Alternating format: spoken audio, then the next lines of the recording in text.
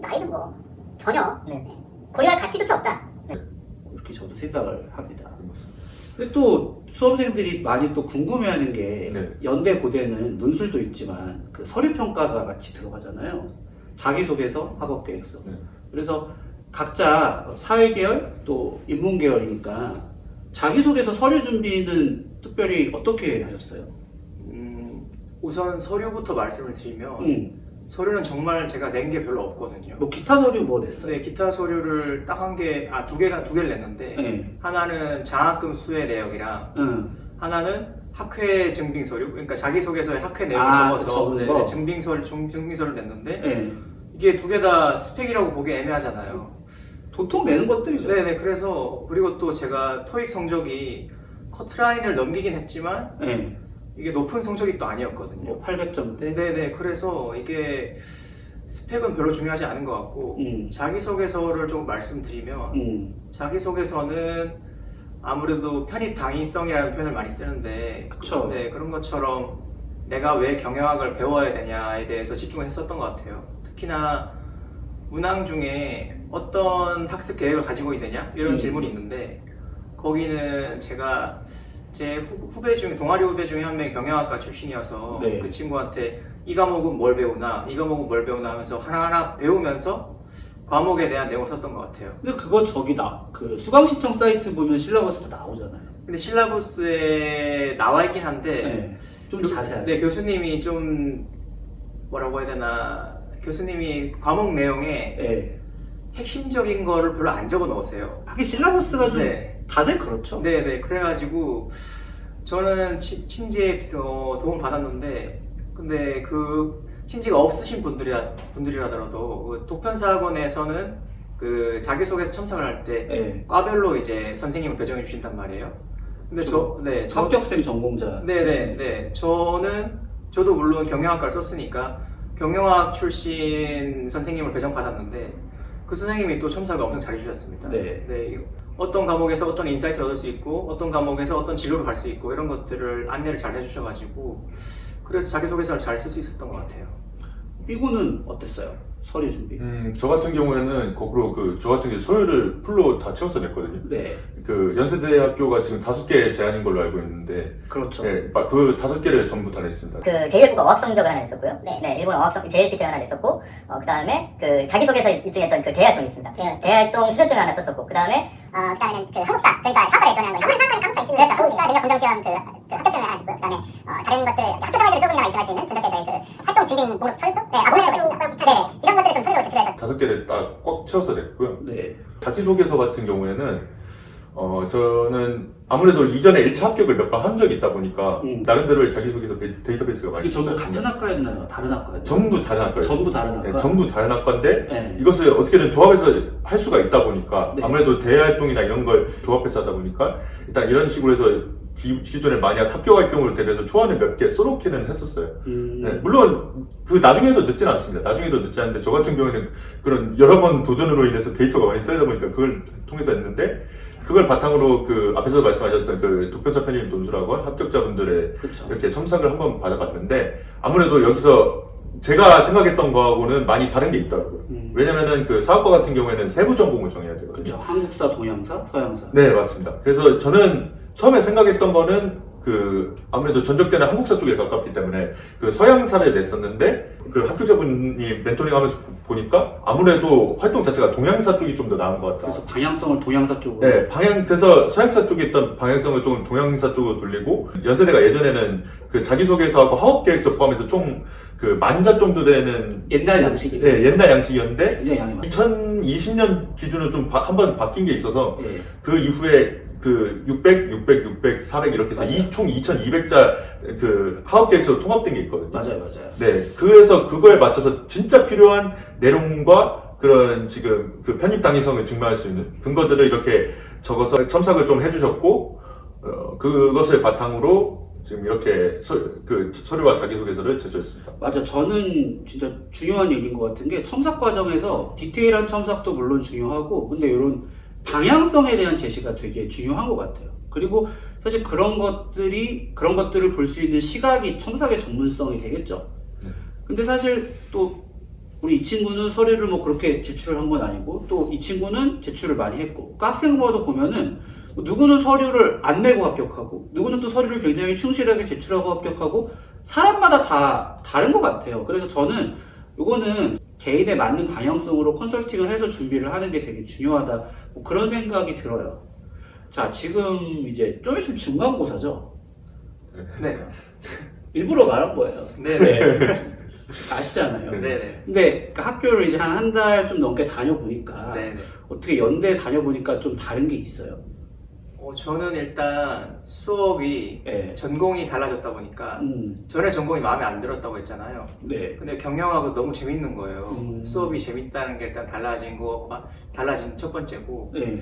두 번째는 동아리 들어가서 친구들을 좀 많이 사귀었는데 친구들이 대부분 전문직을 준비한다는 점, 이 점이 좀 전에 대학이랑 달랐던 것 같아요. 자극이 되죠. 네, 전에 대학도 물론 전문직 준비하는 친구들이 있었지만 그래도 일반 취직이 좀 더 많았는데 여기는 대부분 다 전문직을 준비하더라고요. 그렇죠. 그래서 그런 애들 사이에 있으니까 자극이 많이 되고 공부도 열심히 하게 되는 것 같아요. 맞아요. 이거는 뭐 고대하던 연대 와보니까 네. 어때요?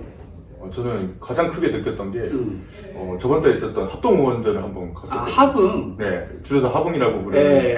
행사를 그 고려대학교 녹지운동장에서 해서 네. 한번 가봤는데 굉장히 진짜 젊음의 에너지를 느낄 수 있었습니다. 젊음의 에너지. 전적대에서는 뭐 축제도 있고 뭐 대통제도 있긴 하지만은 네. 약간 그런 식으로 그 양교가 다른 학교하고 이렇게 통해서 같이 놀 수 있는 교류전 해가지고 뒤풀이까지 할 수 있는 약간 그런 행사가 없었는데 이렇게 저도 나이가 들면서 그 어깨 동무하고 이렇게 네. 위로 오른쪽 왼쪽 위로 아래로 치는 게 굉장히 힘들긴 한데 네. 그래도 옛날 그 진짜 젊은 때 시절로 돌아간 것 같은 약간 그런 느낌이 있어서 정말 좋았고요. 앞으로도 그런 행사, 연고전, 뭐 합동원전, 뭐 아카라카 이런 행사 더 즐기고 싶은 마음이 있고, 그 다음으로 좀 느꼈던 게, 아무래도 이렇게 다른 사람들하고 만나면 대화를 하는 것 자체가 뭔가 의욕이 넘치고, 그쵸. 약간 의지가 넘친다고 해야 되나? 그리고 진로의 스펙트럼이 굉장히 다양하더라고요. 맞아요. 네, 그게 굉장히 진짜 연고대의 진짜 편입의 메리트라고 생각을 할 수가 있는데, 그 전적대 있을 때는 굉장히 뭔가 좀 진로가 한정적이고, 그러니까 이미 패배주의, 약간 비관주의, 약간 그런 식으로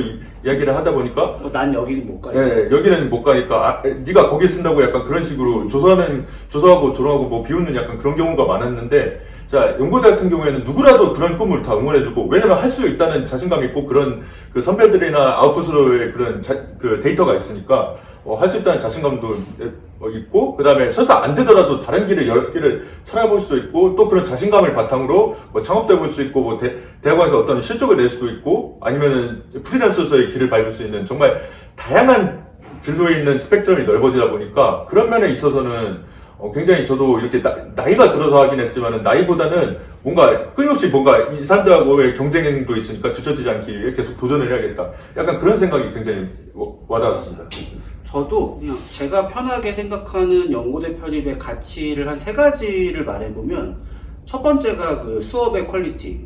요거는 특히 같은 과로 편입한 학생들이 많이 얘기하는 건데 같은 경영학과인데도 심지어 그 학생은 그냥 뭐 어디라고 말하기 그렇지만 연고대 바로 밑에 급간에 있는 학교 출신이었는데 수업의 퀄리티가 다르다는 얘기를 많이 하더라고요. 수업의 퀄리티, 두 번째가 그런 인적 네트워크. 저는 이게 사실 평생 가는 자산이라고 봐요.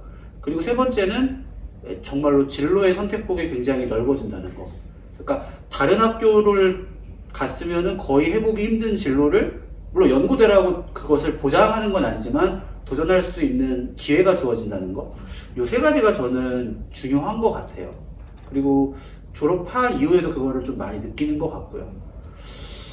자, 그러면 이제 우리가 얘기를 마칠 때가 됐는데 끝으로 연고대 편입 도전하는 수험생, 특히 뭐 직장을 다닌다거나 나이가 좀 상대적으로 있는 상태에서 도전하는 수험생들한테 각자 해주고 싶은 말 있으면은 해주면 좋을 것 같아요. 저는 마음을 먹었으면 최대한 빨리 시작하는 게 맞다고 생각을 하고요. 네.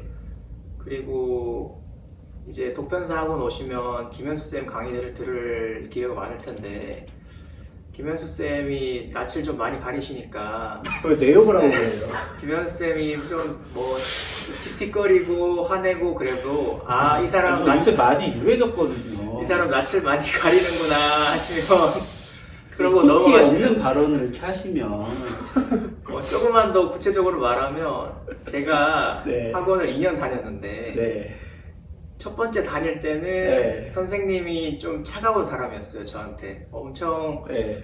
어떨 때는 화도 내시고 어떨 네. 때는 짜증도 많이 내시고 그래가지고 이 네. 사람 나한테 왜 이러나 이런 생각이 네, 들었는데 여러분 죄송합니다. 들었는데 두 번째 해에 네. 사람이 완전 달라진 거예요. 너무 저한테 잘해주시고 밝아지시고. 내가? 네. 딱히 그럴 것 같진 않은데.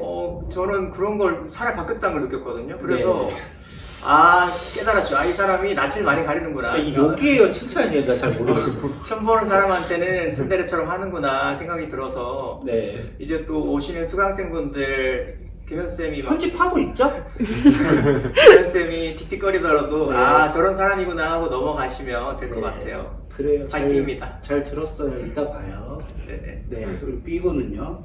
그 선생님에 대해서 하고 싶은 말이 있는데 나에 대한 속투정이 되어버렸어. 수험생들한테 할 얘기를 하니까. 일단은 되게 재밌으신 분이고 네. 기존에 약간 논술 강사들이 한테 느낄 수 있는 그런 딱딱함은 없으신 분입니다. 다만 그게 좀 딱딱함을 넘어서서 네. 약간 개그맨이 되거나 네. 약간 정말 자유분방한 약간 네. 마치 뭐 콘서트에서 그냥 막춤을 추는 듯한 약간 그런 느낌이 들 수가 있기는 한데 그래도 그것을 감안하고 네. 수업에 약간 그 지루함을 덜기 위한 약간 그런 방편으로 봐주시면 괜찮겠다. 저도 나름대로 그 많은 노력을 하고 있어요. 네, 생각하면 될 것 같고요. 제가 수험생들한테 하고 싶은 말은 아무래도 지금 뭐 나이나 그런 것 때문에 뭐 고민하고 있을 수가 있는데 일단은 앞에서 말씀하신 대로 확실히 목표를 잡고 가는 게 중요하고요.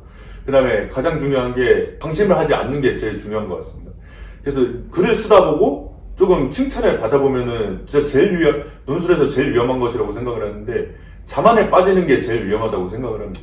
그래서 중간에 뭐 이렇게 잘 쓴다고 칭찬을 받거나 아니면은 뭔가 좀 이게 예시담안 하고 점점 맞아 들어가는 것 같다. 약간 그렇게 해서 뭔가 잘 되는 것 같은데 했는데 막상 실전에서는 좋지 못한 결과를 얻을 수가 있어요. 실제로 그런 사례도 몇 명 많이 봤었고요. 그래서 결국은 모의고사가 아니라 실전이 중요한 거잖아요. 그렇죠. 네. 그 모의고사에서 점수를 잘 받아도 여기서 자만하지 않고 좀 더 합격할 수 있는 답안에 어울릴 수 있게 좀 더 노력하고 연구를 계속해서 나름대로 계속 해야 되고요.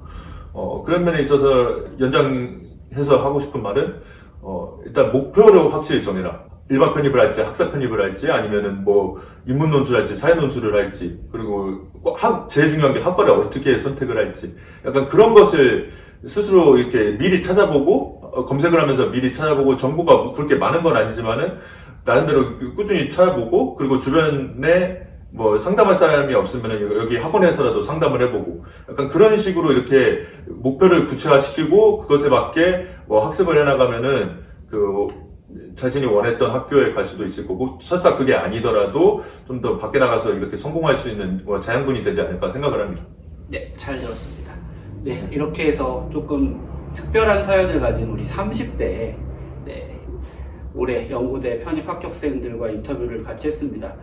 사실 올해 도편사 편입 논술학원에서 연구대 최종 합격생이 정말 많이 배출이 됐어요. 무려 진짜 애누리 하나 없이 74명이 나왔거든요. 그래서 가능하면 한 명씩 또 이렇게 불러서 이야기를 듣는 시간을 가져보려고 합니다. 네, 그리고 뭐 저도 당연히 강사로서 겸손하게 수험생들의 합격을 위해서 최선을 다하겠다는 말씀을 드립니다. 네, 여러분 이제까지 경청해 주셔서 감사합니다. 저는 도편사 편입논술학원의 김현수 선생님이었습니다. 여러분 안녕히 계세요.